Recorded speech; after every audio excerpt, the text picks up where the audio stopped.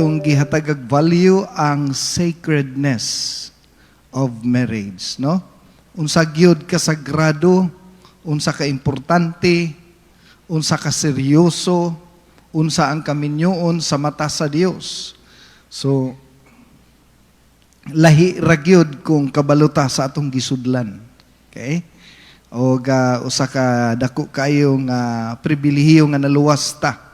Kay kung wala ta nakabalo sa kamatuoran, in fact daghang kaminyoon diri karon nga niabot diri, no, matud pa mga slightly used na, no, gi-repair na lang sa Ginoo.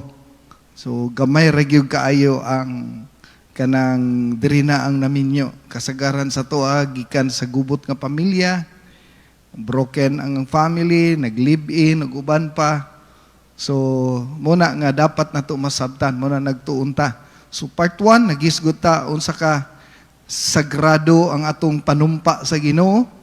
Ikaduha, atong gisgutan nga dili gyud ikalipay ang mag-live-in, no? In fact, mo na reason nga nung atong ginatabangan ang matag kaminyoon. And karon ato na pong isgutan ron ang isa sa mga highlights sa common sa atong generation karon, no? Common, halos problema na karon.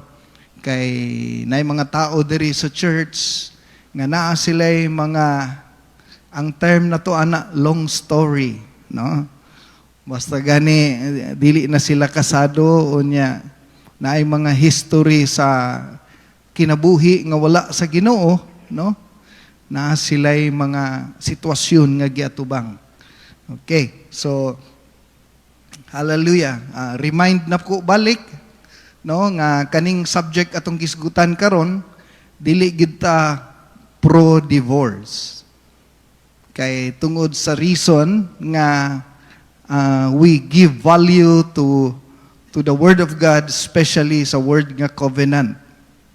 So, crucial o seryoso ning subject atong isgutan ron.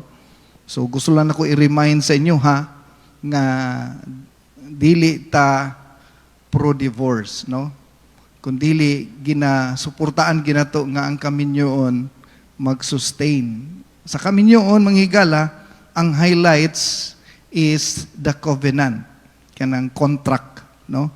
Pag nanagani contract, kanang agreement in the eyes of God and in the eyes of man. So, covenant is sacred, binding agreement, and built on promises in the eyes of God. Covenant is an expression of God's character. So, kung karon faithful ka sa imong bana, faithful ka sa imong asawa, in spite sa iyang weaknesses, so ikalipay sa Ginoo kay naga-reflect ang character sa Ginoo sa imuha. Okay? Because God is a covenant keeper. Okay? Nag-review lang ko, continue dayon ta sa ato ang karon, no? 292 times gibalik-balik sa Bible ang word covenant. Ingon sa Judges chapter 2, I will never break my covenant. So, sa mga minyo, sa mga nay asawa, o sa mga naana sa laing kamot nga naa diri karon, hangtod nga dili na to masabtan ang plano sa Ginoo, basin wa pa na break imong covenant at tubangan sa Ginoo. In fact, ato nang isgutan ron. Okay? So, God intend marriage to be permanent, no to divorce. Okay? So, ang divorce, nga itong madungog sa Amerika, o ang divorce nga itong gisgutan ron, dili parehas. Ha? Kaysa ubang lugar, ang ilang divorce is absolute divorce. Putlon ang kaminyoon. Diri sa ato, ang meaning sa divorce, panagbulag. So, murag, sige, ko gamit og word nga divorce, kay ang Bible, gigamit sa Bible, divorce, panagbulag. Kay mo man ay tawag sa panagbulag. Ang tawag ana, absolute divorce. Kanang putlon yun ang kaminyoon. So, ang absolute divorce, dili pa legal sa Pilipinas. Kita na lang ang only country gawa sa Batikan. Kita na lang ang only countries tibok kalibutan nga no dili pa legal ang divorce. Okay? Or absolute divorce. Okay? So gipakita ang isa sa attitude sa Ginoo, Ecclesiastes chapter 5, when you make a vow to God, no, do not delay, kay di gyud malipay ang Ginoo kung mahimo lang joke ang ato ang covenant diha sa Ginoo. Okay? So, atong reason nganong encourage ginato nga magminyo, it's because daghan ang nagsuffer sa gitawag natog generational curse. Okay? Proverbs 3:33, the Lord's curse is on the house of the wicked, and He blesses the home of the righteous. So, nganong dili gusto ang Ginoo og divorce, atong gisgutan last meeting, 75% nga nagbulag kay nagsugod sa kaminyoon nga nag-live-in. Ang casualty, no? Ang primary casualty ang mga bata gyud. Munang dili gusto ang Ginoo divorce kay unang maapektuhan gyud ang mga bata. Matud pa pag ang mga elepante mag-away na gani, ang mga tanom ug mga sagbot mag-suffer. Pag ang elepante mag-away na, daghang tanom mga guba, murag daghang mga bata, mga daot. Okay? So, mauna nga we are trying to help. Okay? Niabot ta diri sa church nga mauna na atong sitwasyon. So, mauna nga pagkaluwas nato, wa ta kay balo sa atong mga gipang desisyonan sa unang panahon. Here comes na ta diri. So, thank you Lord. Atong matud pa ni Pastor Frank, ayusin natin. Ayuhon nato ang ato ang kaminyoon.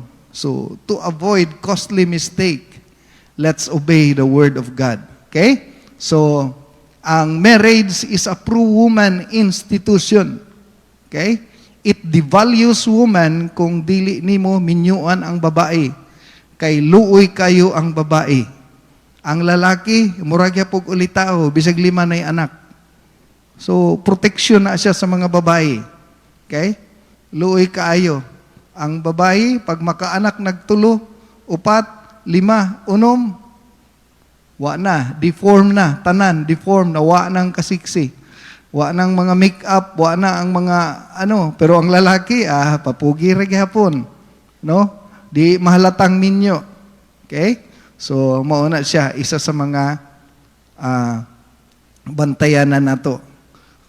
So, dirita sa itong lesson karon, Hebrews 13 verse 4, marriage should be honored.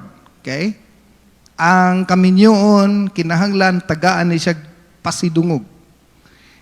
And the marriage should be kept pure. In fact, sa Ephesians chapter 5, gihulagway ang church nga pangasawunon. So muna ingon ang Ginoo nga mubalik siya, kuhaon niya ang iyahang pangasawunon, ang church. Okay? Ngano man, nganong ang kaminyoon pasidunggan, ngano pod ang kaminyoon dapat putli? Because, okay, God will judge the adulterer and all the sexual immoral. Nganong ayuson ang atong kaminyoon diri sa church? Tungod kay ang Ginoo naga-judge. Iyahang i-judge ang mga mananapaw ug ang sexually immoral.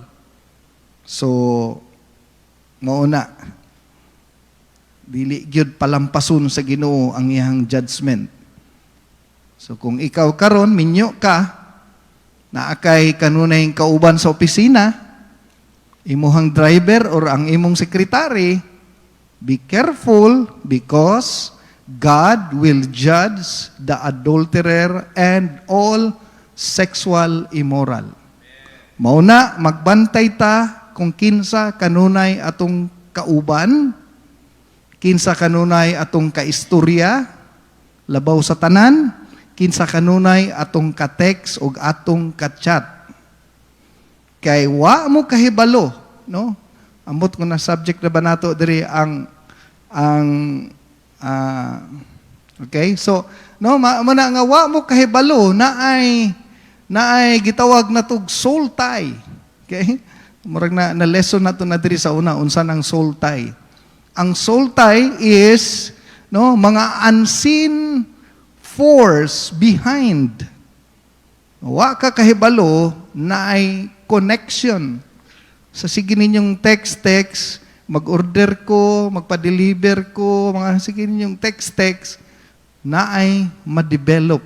Okay? Na ay relationship nga ma-form. And then, wa ka kabalo, later na nimo ma-realize na igo na ka sa trap. Okay? Na-capture na ka.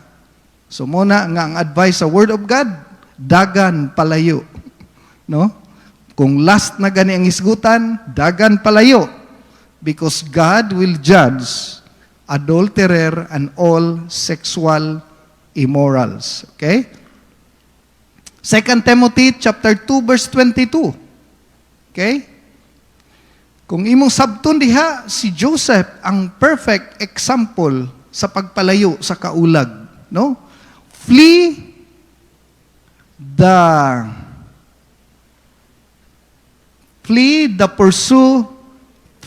and pursue.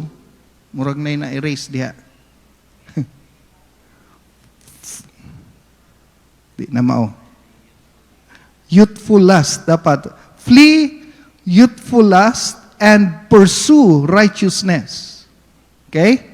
Faith, love, peace along with those who call on the name of the Lord. So makita nato diri no nga gibakapan ni Paul sa 1 Thessalonians chapter 4 verse 3, no? Stay away. Okay? Stay away. Palayo gyud. Okay? Mag-create og distance. Mag-create og imagine nimo na nga ang milyonaryo mo patol sa driver. Marabag pakaulawan niya ang iyang dungog, iyang kaminyoon. Unya, milyonaryo ka niya, mupatol kag driver? Actually, ang issue diha, dili driver. Ang kanunay nga sige mog uban. Okay? Ako nag-share sa inyo, ha? No? TOA, transfer of affection. Ma-process ang transfer of affection. Kung siya ang mo fill in sa imuhang need, nga lain ra bata. Pag lain biyang tao, may kita mo respeto. Pag atong asawa, atong anak, atong singgitan, atong sagitan, atong kasabaan, atong bana, atong ingnon nga, paghilom diya, no? Pero kung ang laing tao mo correct sa tuwa, ay, sorry ha, sorry kayo. Ha? Pero kung atong asawa, no? Unya, kung sa imong sekretary, ay, okay lang, sige lang. No? Ngano ka na, no? So, makakompare ka. Anong kay ika-compare? May panisya. No? Nay pastor's wife nagpa-counsel sa kuwa. Pag ako gani, siya, pag ako gani, dali kay masuko. Pero sa disciple gani, butan kayo. Ngano ka na, no? Sa tuwa siguro ingana pud ba? No? Pag atong asawa, atong bana, pina-matching mugot. Mo din na nga kinahanglan kita magpag-guide sa Word of God. So, ingon diri, God's will for you is to be holy. Stay away from sexual sin. Okay? Sexual sin. Palayo kita sa sexual sin. Kanang sexual sin, general na every area. Okay? Each of you will control his own body, verse 4, and live in holiness and honor, not in lustful passion, like the pagans who do not know God. Ingon dito sa verse 6, never harm or cheat a fellow believers. Okay? For the Lord avenges all such sins, as we have solemnly warned you before. Verse 7, God has called us to live a holy lives.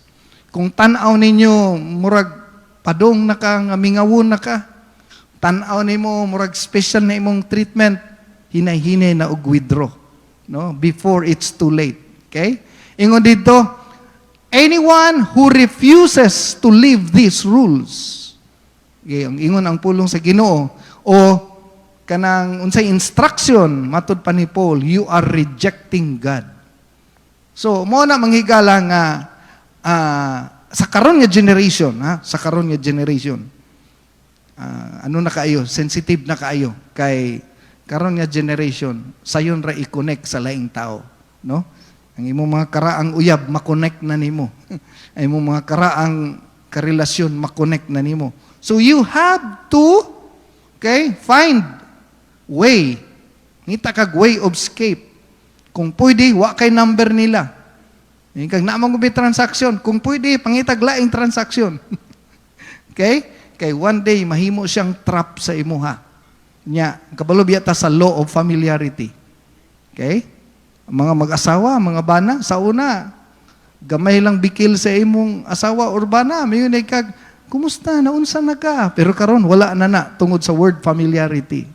Gigutom ka, no? Lain imong lawas kay asa na ka? Kumusta na ka? Dugay lagi ka kauli. Karon wala na, no? Nawala na. Ang mutagbo sa una, banag asawa sa gate pa lang. Karon ang itoy ang mutagbo. Ang iro na mutagbo, no? Ingon na lang asawa, panglungkab lang diha.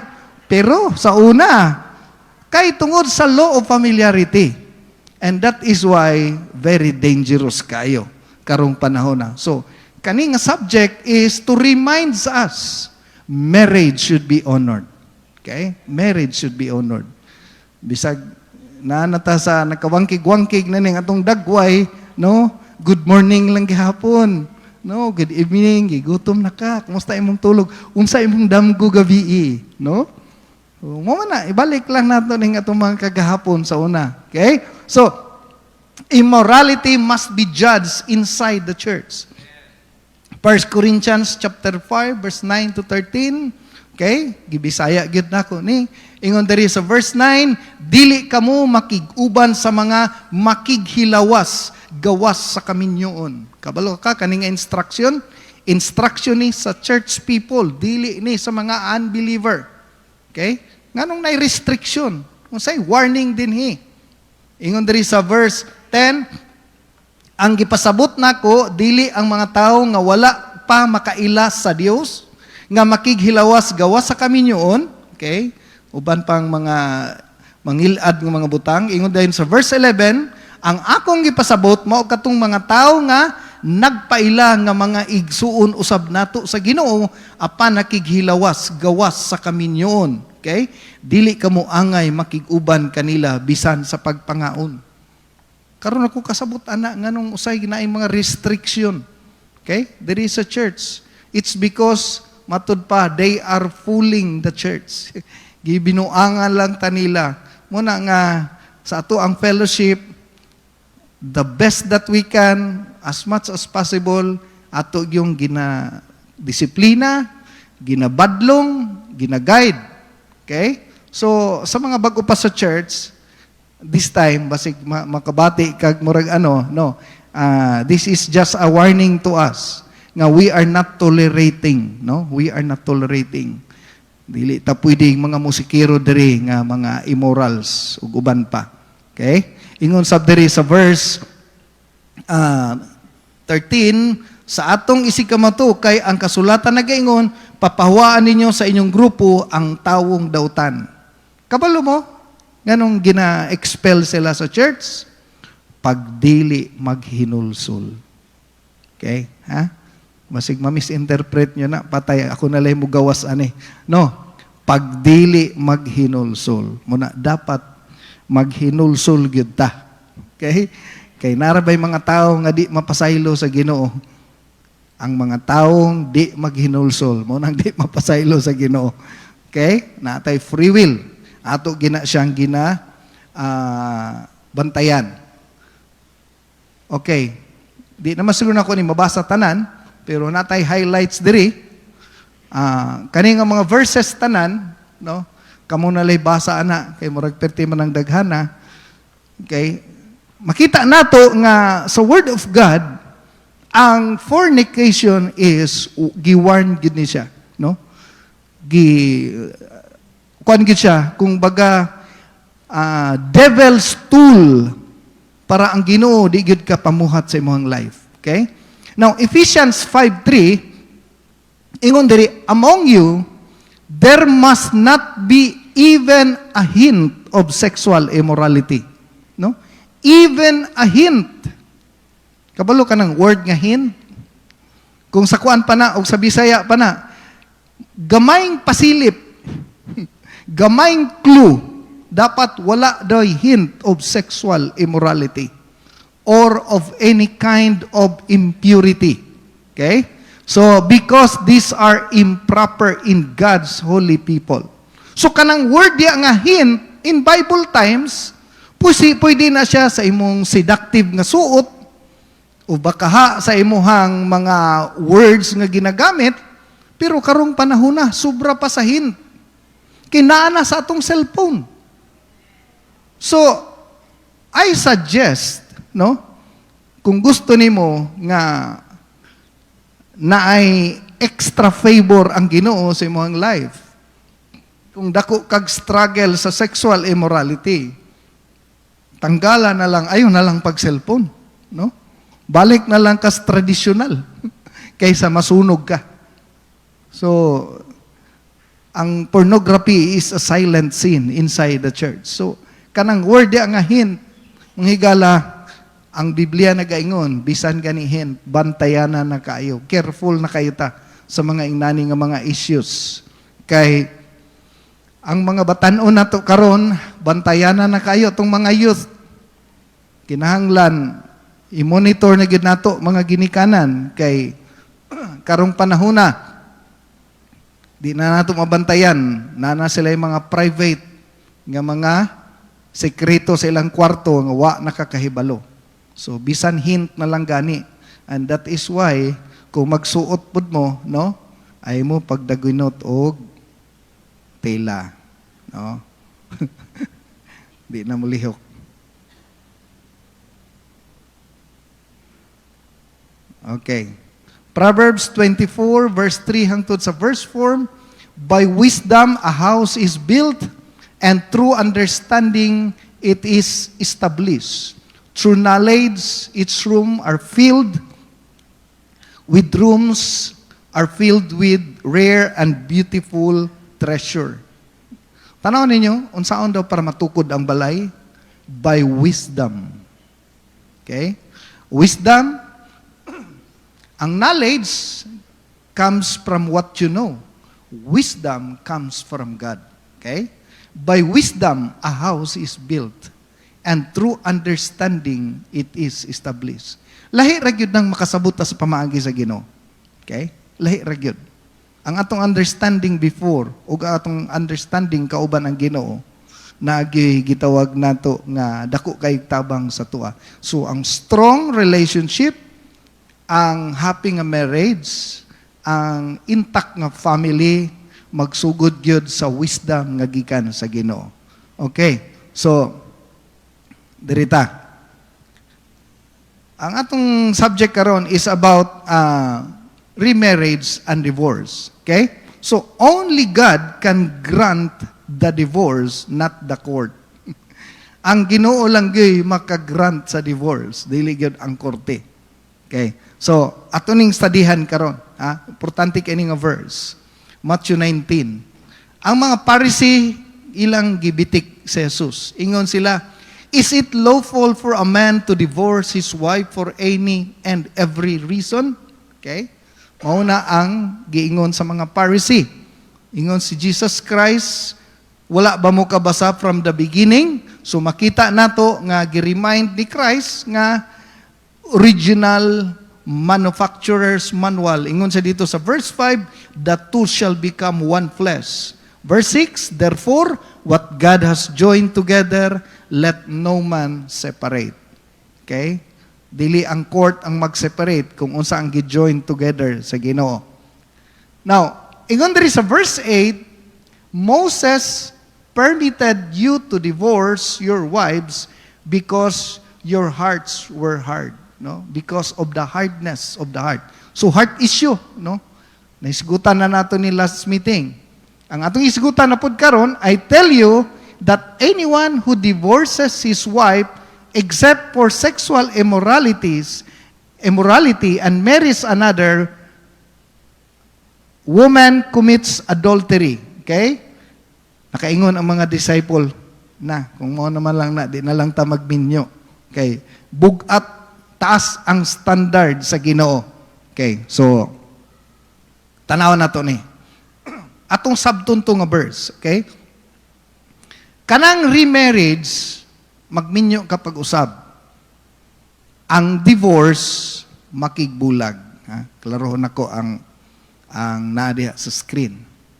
Ingon dito sa atong gibasa, ang pagminyog usab o ang pagpanagbulag sa imuhang karelasyon, gitugutan, no, is permitted for the offended spouse, no? Kanang word nga spouse, either habana ba na or asawa. Okay? Kung naay sexual immorality or gitawag na to na nga unfaithfulness sa third party. So sumala sa itong gibasa, ingon si Jesus Christ, but it was not this way from the beginning. Ingon sa verse 8, Matthew 15:8. Dili gyud ni mao ang gusto sa Ginoo.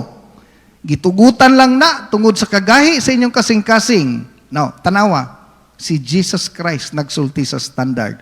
I tell you, Jesus nag-ingon ha, that anyone who divorce his wife, kung gusto ka mubiya sa imong asawa, dili pwede gawas except for sexual immorality. So, naay exemption, naay permission, naay wording consider, no? Dili ni siya God allows, kundi God considers. Ingon diri, when there is a sexual immorality nga nahitabo.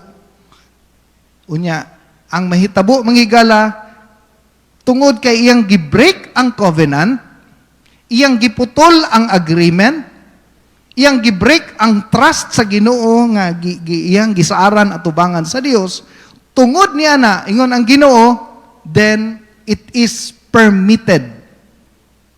So this is a situational. Dili ni siya licensed to do it. No? Naa siya sa gitawag na tog senaryo. Niabot ka diri sa church, basin mauni ang imuhang senaryo. Okay? So makita nato nga ang Word of God clearly emphasize nga nagaingon except kung naay third party or sexual immoral nga nahitabo sa kaminyoon. So kanang word nga remarry, kung gusto ka magminyog usab, o baka naay panagbulag, mahitabo lang na kung naay third party or immorality nga nahitabo. Pero kung wa nakaganahi, tungod sa iyang batasan, tungod sa utang, tungod sa iyang kinaiya, o baka wa na siya kapupustiso, ngilara na ka maglantaw sa iyang nawong, no? Wa na siya panudlay, manimaho na siyang kagwang, unya miho na kag makigbulag ko, nan ang imong kaso adultery. Okay? So, padayon ta. Number 1, what does the Bible says for the spouse who seek divorce? Unsay gisulti sa Biblia? Kung ang usa ka bana or asawa gusto makigbulag. Okay? So makita nato diri walay laing reason.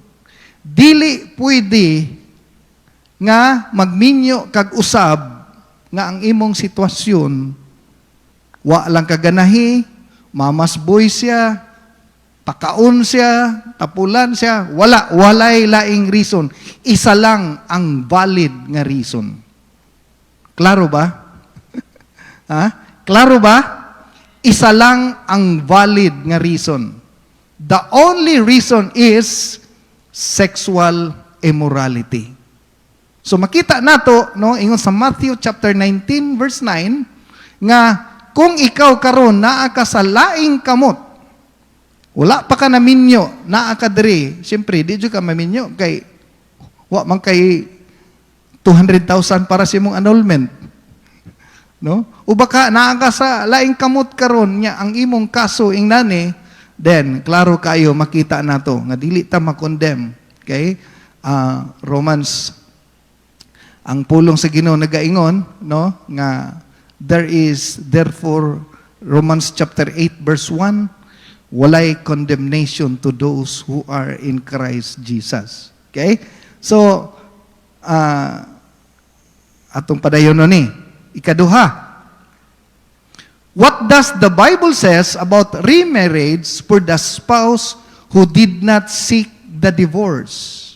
Unsa day masulti nato ani or sulti sa pulong sa Ginoo kung ang bana or asawa dili siya gusto makigbulag pero gusto kang mubiya. Okay? Kana bang siguro unsa ang reason pero ingon ang pulong sa Ginoo sa Matthew 5:32, okay? Matthew chapter 5 verse 32. Another, but I say unto you, si Jesus Christ nagingon, that whoever divorces his wife for any reason, except sexual immorality, gibalik na pod.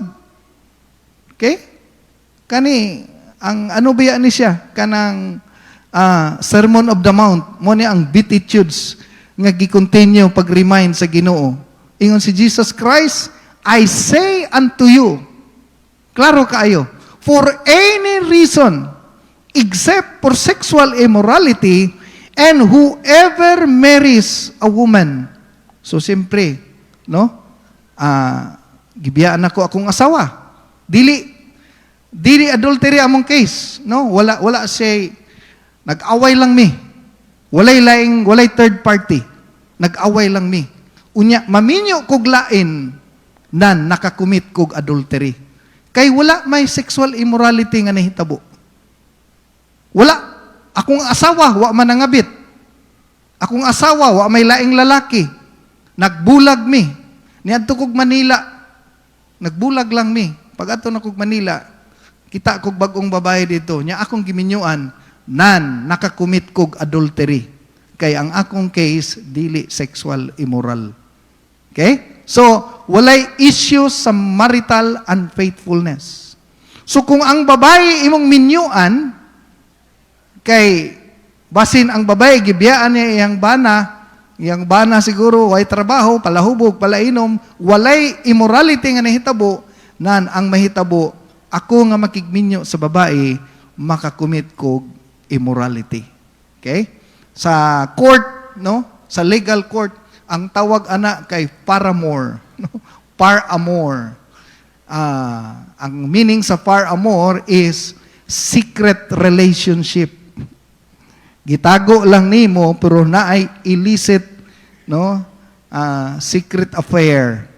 Okay? So mao ni siya ang isa sa reason nganong masabtan nato ni kay tungod wa ta kay balo na ta sa stage nga ingnani. Okay? Now, another thing, marrying to someone who has been a divorce. Okay? Ang imong maminyuan is gikan siya sa panagbulag. Unya, ang iyang pagpanagbulag, wala gihapoy issue sa marital unfaithfulness. Okay? Nakoy kaila na. Taga somewhere sila dito sa Eastern Visayas. Niadto sila sa usa ka lugar kay tungod gikan sa gawas ang babae, pag abot diri, no, sa kadugayon lang wa nagkita, so nag-iyahay na lang sila partner. Nag-iyahay sila partner.